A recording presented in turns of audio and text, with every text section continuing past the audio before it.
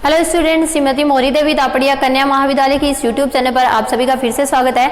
आज का जो अपना टॉपिक है वो है लीनियर कॉन्ग्रुएंस के बारे में कि लीनियर कॉन्ग्रुएंस यानी रैखिक समशेष क्या होता है, उसको अपन आज के वीडियो में डिस्कस करेंगे। रैखिक समशेष, लीनियर कॉन्ग्रुएंस, ठीक है। रैखिक समशेष क्या होता है, इसको अपन किसी भी संख्या के लिए या किसी भी नंबर के लिए किस तरीके से डिफाइन करते हैं, ये मॉड्यूलस किस तरह से डिफाइन होता है, उसको अपन आज के वीडियो में देखेंगे। तो यहाँ पर जो लीनियर कॉन्ग्रुएंस के अंदर आपको दो या दो से अधिक जो है वो मॉड्यूलस गिवन होते हैं, यानी इन द सेंस आपको किसी इंटीजर के लिए अगर आप ऐसे कह सकते हो कि आप उसको मल्टीपल्स के फॉर्म में व्यक्त कर सकते हो, यानी जैसे आपको गिवन है a modulus b mod n, ठीक है, ये चीज गिवन है आपको। लेकिन आप इसको इस तरीके से कन्वर्ट कर सकते हो, किसी पूर्णांक x0 के लिए आप इसको क्या कर देते हो, कन्वर्ट कर देते हो, यानी ax0 मॉड n। अगर आप इस तरीके से इसको क्या कर सकते हो, डिफाइन कर सकते हो, इस तरीके से व्यक्त कर सकते हो, देन ये क्या कहलाता है, इस रैखिक समशेष का क्या कहलाता है, हल कहलाता है। तब यह रैखिक समशेष लीनियर कॉन्ग्रुएंस, मतलब ये एक रेखा की फॉर्म में बन जाता है, जैसे एक रेखा को व्यक्त करने वाली की फॉर्म में ये हो जाता है। तो ये ax congruence b mod n को ये क्या कर देता है, डिफाइन कर देता है, ठीक है। इसके हल के रूप में ये क्या किया जा सकता है, व्यक्त कहलाता है, का हल कहलाता है, का हल कहलाता है, ठीक है। इस तरह से अपन इसको क्या कर सकते हैं, व्यक्त कर सकते हैं। ये होता है अपना लीनियर कॉन्ग्रुएंस की सिंपल सी डेफिनेशन। लीनियर कॉन्ग्रुएंस के अंदर अपन क्या देखते हैं, किसी भी रैखिक समशेष के लिए अपने को जो वैल्यू गिवन होती है, यहाँ पे अपन एक ऐसा इंटीजर देखते हैं, इस इंटीजर को अपन फाइंड आउट करते हैं और उसको अपन इसका हल जो है वो प्रूफ, रैखिक समशेष जो है उसका हल प्रूफ करते हैं, ठीक है। तो अब जो है इसको कुछ एग्जाम्पल से अपन समझेंगे लीनियर कॉन्ग्रुएंस के, कि यहाँ पे जो है वो किस तरह से अपन इसको सॉल्व कर सकते हैं या अपन इसको किस तरह से व्यक्त कर सकते हैं। तो पहले इसके लिए एक थ्योरम के स्टेटमेंट को देखेंगे अपन, और उसकी हेल्प से ही अपन जो कोई भी लीनियर कॉन्ग्रुएंस होता है उसके सॉल्यूशन को लिखते हैं। तो एक जो है थ्योरम रहती है, उसका प्रूफ अपने लिए जरूरी नहीं है, लेकिन उसका स्टेटमेंट जो है वो अपन इन क्वेश्चंस को सरल करने के अंदर यूज में लेते हैं। तो इसके अंदर अपना क्या रहता है, देखियो, रैखिक समशेष का हल होता है, उसके लिए एक कंडीशन होती है यहाँ पे, रैखिक समशेष linear congruence ax b mod n का हल होगा यदि और केवल यदि, इसकी जो कंडीशन है यदि और केवल यदि की,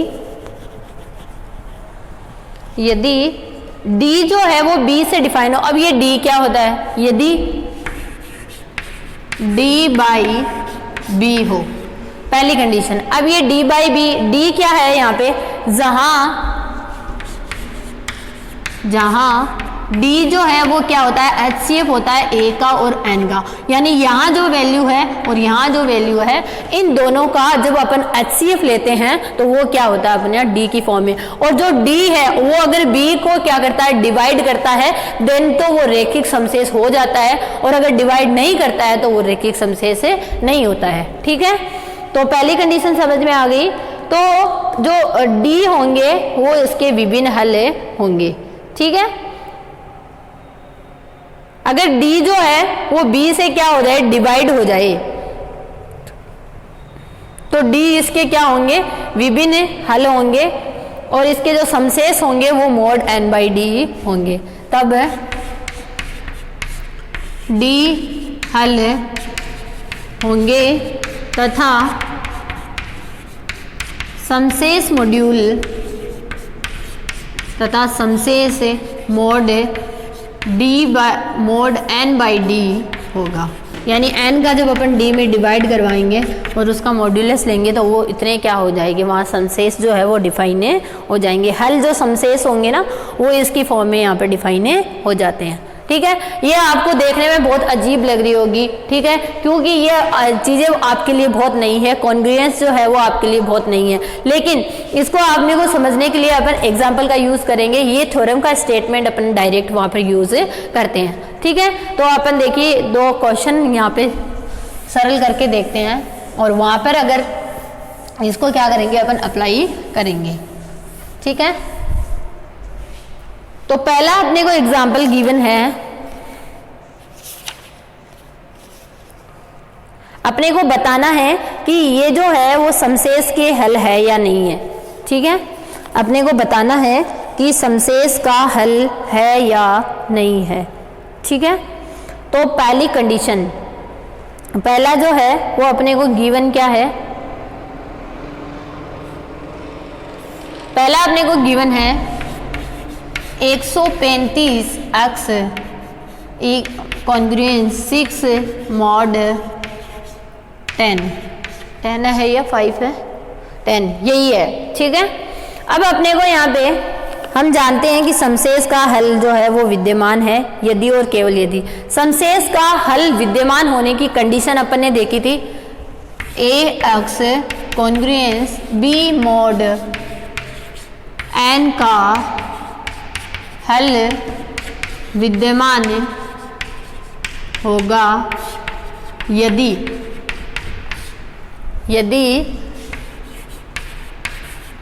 d का भाग b में जाता हो। ठीक है, d का भाग अगर b के अंदर जाएगा तब तो ये क्या हो जाएगा, ये समशेष के हल जो है वो विद्यमान होंगे। तो अब अपन इसको करके देखते हैं। यहाँ से अपन a का मान देखें तो कितना है अपना 135। ठीक है, b का मान देखें तो है अपना 6 और n का मान देखें तो है 10।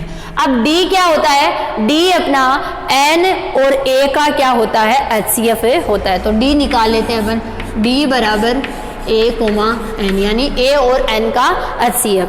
a कितना है 135 और ये है 10। ठीक है, तो इन दोनों का HCF कितना आ जाएगा अपना 5 आ जाएगा। और 5 क्या 6 को डिवाइड करता है क्या, 5 का भाग 6 में जाता है क्या, नहीं जाता है। देन ये इसका क्या होगा, समशेष हल विद्यमान नहीं होगा। तो यहाँ पे लिखेंगे 5 b बराबर 6 को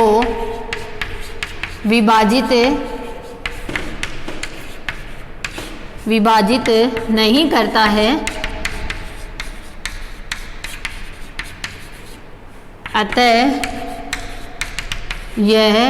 अतः इसका समशेष हल नहीं होगा, विद्यमान नहीं होगा। अतः इसका समशेष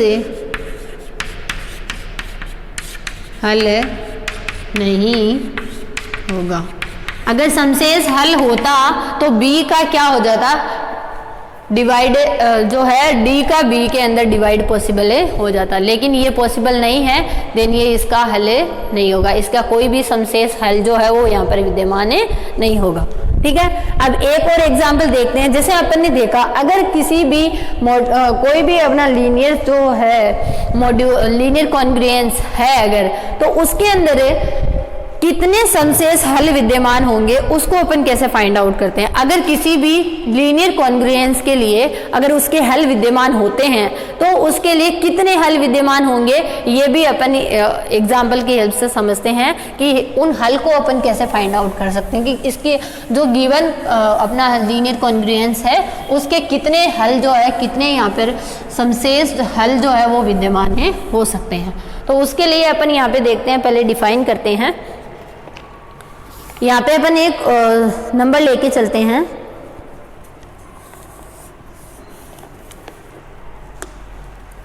अपने को यहाँ पर गिवन है जो अपने d आता है ना वही क्या होता है, उसके नंबर्स होते हैं। देखिए जैसे अपन यहाँ पर संख्या लेके चलते हैं, यहाँ पे अपने को गिवन है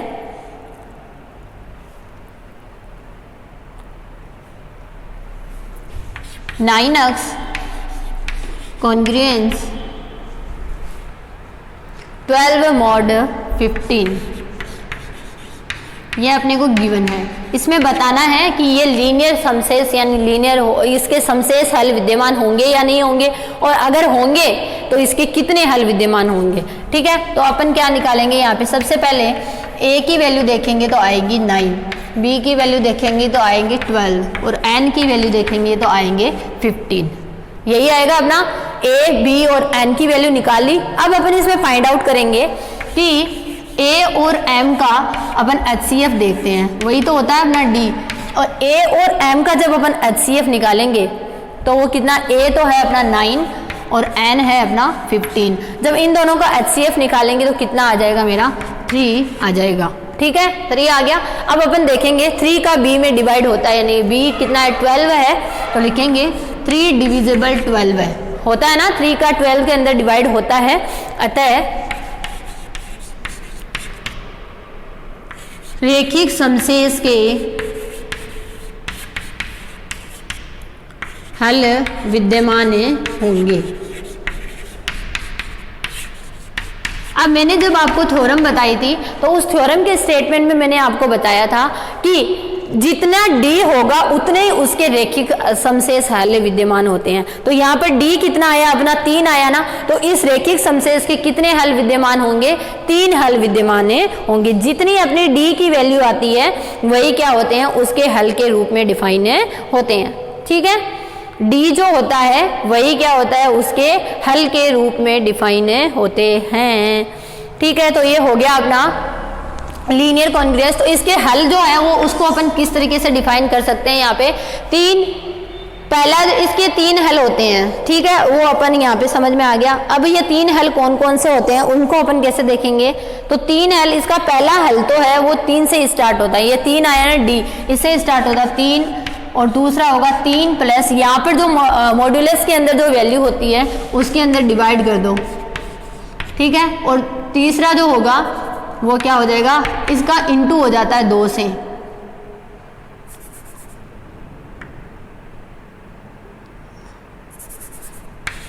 इस वैल्यू का इंटू हो जाता है 2 से।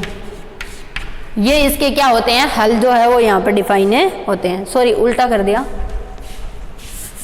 यहाँ पर जो ये 2 जो मल्टीपल में होता है ये इसके होता है 15/3 के। तो इसके क्या क्या हल हो गए, पहला तो 3, 15 में 3 का डिवाइड हो गया 5 बार, तो दूसरा हो गया 8, और 15 में 5 बार, तो ये हो गया 10, और ये हो गया 13। तो इसके हल जो होंगे वो कौन कौन से हो जाएंगे, 3, 8 और 13 यहाँ पर डिफाइन हो जाएंगे। ये 3 इसके कॉन्ग्रुएंस मोड 15 के जो समशेष हल है वो यहाँ पर विद्यमान होंगे।